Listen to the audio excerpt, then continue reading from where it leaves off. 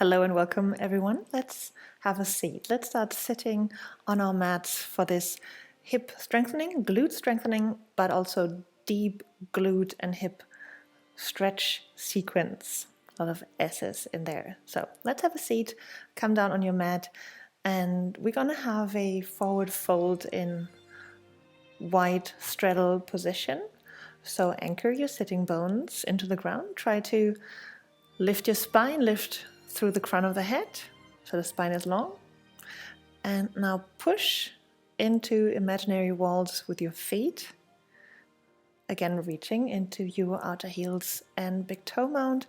And if just sitting straight is already enough of a challenge, you might even need a towel to sit on or a small pillow, then just stay where you are. And if you can bend forward slightly. Just make sure you're bending forward from your navel and not just from the shoulders or head. It doesn't matter how close you come with your nose to your knee, it's the navel that is inducing the stretch in your hamstrings here. Then lean over to your right side, grab your right foot with your left hand. You can grab your right toe, increasing that length into your right toe. And then shift over to the left side, grabbing your left toe with your right hand. A little bit of a spinal rotation here. Be very gentle with your spine. If anything feels way too contracted or forced, just don't do it, and you can just do these twists sitting upright with your head over your shoulders. All right, that was a little warm-up stretch for the hamstrings and opening the hips. Let's come all the way onto the mat into sitting, then reach your hands behind you into the mat and push up into reverse plank. We're simply holding here, warming up those glutes so we can easily stretch them. So it's easier for the head here if you're pulling the nose slightly towards the navel, so the head is not hanging backwards. This might create too much tension for the front of the neck.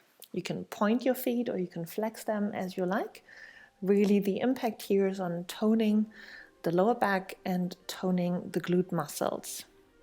And a little bit of hamstrings and shoulders and everything. Like in all plank poses, it's oftentimes a full body position, a full body exercise.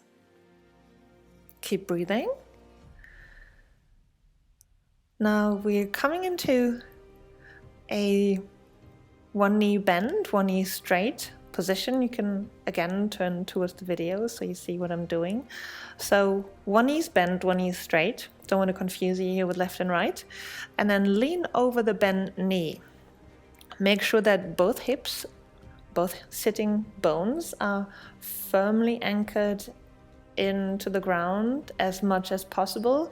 So I don't want you to twist over from your hip, only from your torso. And try to lower that bent knee as much as possible. Feel like I'm helping with my hand to just softly direct the knee a little further down. Then come over your straight leg. Again, grab the toe with the opposite hand. If this feels too tight or even painful somewhere, just don't bend forward all the way. You can simply position your hands behind you and stretch out and slowly turning towards the straight leg. Then reach behind you with the hand of the bent knee and come all the way up into this lovely back bend. So the arm draws a circle overhead, opening the front line, opening the side line, opening the hips. You want to contract the glutes a little bit, just pushing the hips forward, really stretching the hips here. And then we change, other side. So just change sides here.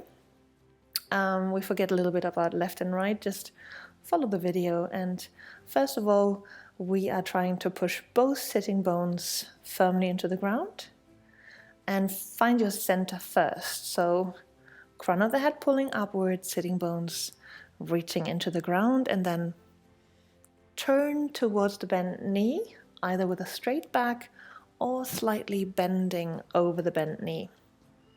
Always mindful of what you're capable of and what your body is willing to do today. Sometimes we feel very tight, and then that's just how it is. You can play with the breath. Exhaling reduces the tone of our muscles, but there's some days also this doesn't work. Then turn over to the other side towards your straight leg. If you can, again, you can grab the toe with the opposite hand. Still making sure your sitting bones are firmly pressing into the ground, so both hip points lower down as much as possible. And then let's open this whole thing up again by grabbing the floor behind you on the side of the bent knee, and then swinging that arm in a big circle overhead, slight back bend, mostly side opening, a little bit of shoulder opening here, depending on how much you're reaching behind you. Now contract both glutes, pushing the hips forward, opening the hips a little bit more. Keep breathing. This is a nice but tough position. Great. And slowly exhale and find your way back into sitting. You might want to bring those legs again alongside the mat. We're coming into another reverse plank. So again, find the ground behind you, lift the hips up, come into reverse plank. And this time, dynamic lifting. So dynamic reverse plank extension, toning our glutes, our lower back, toning the hamstrings. And this is also a shoulder opening. So be aware of your shoulders here for a second. Open those shoulders, make the collarbone smile, lift the chest, and engage your shoulder blades, tips of the shoulder blades pulling towards each other and down the spine towards your hips. Fantastic. This is 20 lifts, so maybe you did count, otherwise you can just rely on my counting. So that's 20 dynamic reverse plank extensions. And there we go for another nice stretch. So we're having a 90 degree position. Again, pick the side that you want to side. So the front knee is bent 90 degrees, the back knee is bent in also 90 degrees. First of all, make sure your knees are comfortable.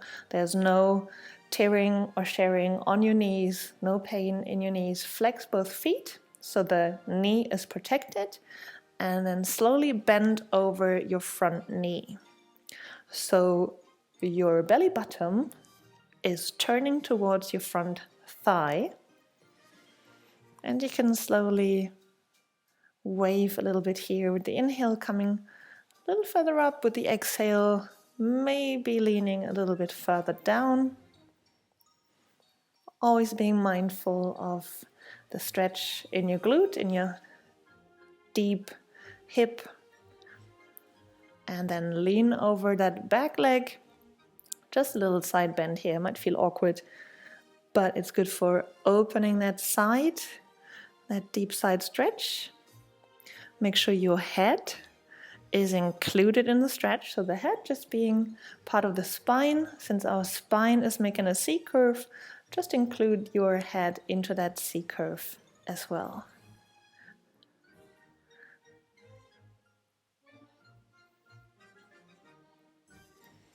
Nice side stretch. I always like exploring a little bit in these stretches. That's why I'm constantly moving and turning and twisting and wobbling and reaching out. And I invite you to do the same, because this allows you to feel the parts that need some air and space in your body. Then change sides. So 90 degrees position, both knees are bent. Front knee and back knee are bent. Both feet are flexed to protect the knee. Be mindful of any pain in the knees, then adjust the position if there's any pain anywhere. And then bend over your front knee. Navel is coming close to your front thigh. And like in all these positions where you're close to the ground and bending forward, we can use our arms to catch a lot of our weight. So we're not completely in gravity with the whole weight of our upper body, but we're catching some of the weight, like a little push plank position with our arms. Then lean backwards, side stretch, lean over the back knee, open the arm, open the shoulder. You might want to twist the hand in an open rotation for a deeper shoulder stretch, if you can. Little mermaid position here. And again, you're very welcome to explore this position and start rotating, reaching into areas that need more space and need some more extension. There's no perfect, only one position here. A lot of positions are possible.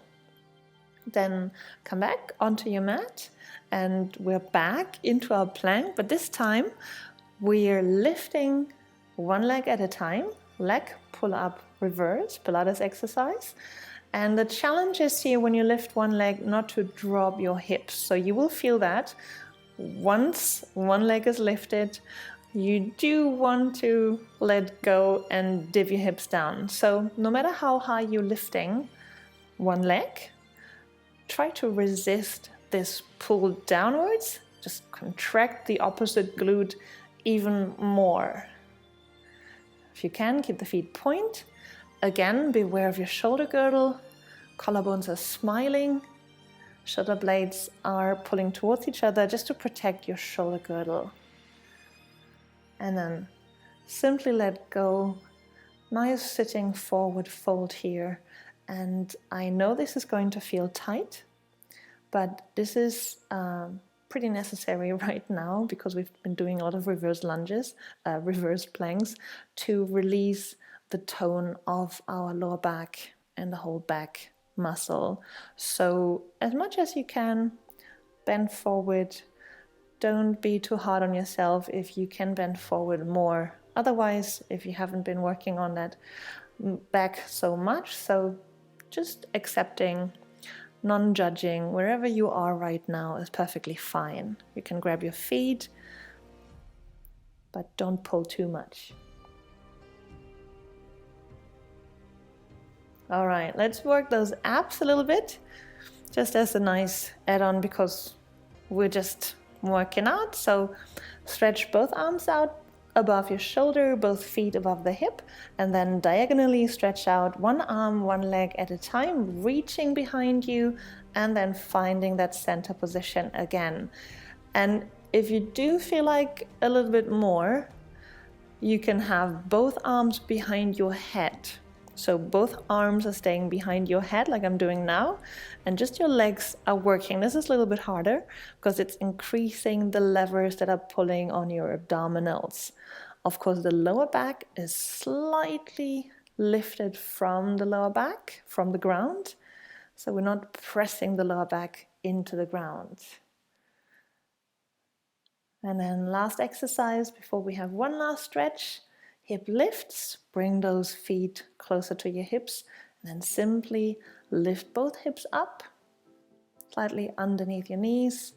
Make sure your glutes are contracted, your tailbone is pulling towards your knees, lengthening the lower back, avoiding too much contraction here in the lower back. This is a little bit of a back bend, but I don't want to overdo the back bending here. So focus on length in your lower back by pushing the tailbone away towards your knees. Keep breathing. Shoulders are on the ground. And then let's have one last stretch here into Plow Pose. And just whatever you want to do, just swing the legs above your head or slowly get yourself into position with the help of your hands. You can grab your hips with your hands, or you can have the hands lying firmly on the ground. Just be aware of having the weight on your shoulder girdle and not on your head or neck. So the whole weight is resting on your arms, on your shoulders, and not on your head. Again, explore, stretch one leg, then the other. Or bend both knees and then stretch them back out. It's also nice to shift left and right, exploring the different sides. And at your own pace, slowly come out of this position and get into a nice little deep squat malasana position. And there we are, deep hip stretch and tone. I hope you enjoyed it, and I'll bet I'll see you next time. Bye.